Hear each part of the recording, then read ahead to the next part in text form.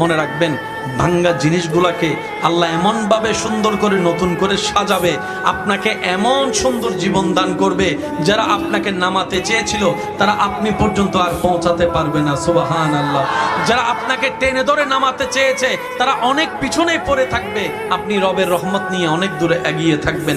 মনে রাখবেন, শুধু একটু সয়ে যাবেন, একটু ধৈর্য ধরে থাকবেন, একটু সহ্য করে চুপ করে থাকবেন।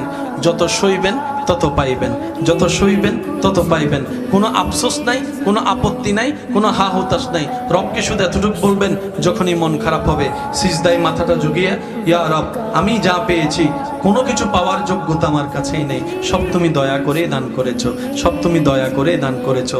একটা জিনিস পাওয়ার যোগ্যতা আমার নাই, এই চোখ পাওয়ার মতো যোগ্যতা আমার কাছে নেই, এই কান শোনার মতো কান আমার কাছে নেই। আল্লাহ, কোনো কিছুরই পাওয়ার যোগ্যতা নাই, তুমি দয়া করে দেখার জন্য দুইটা চোখ দিয়েছো, তোমার দরবারে শুকরিয়া। সুবহানাল্লাহ।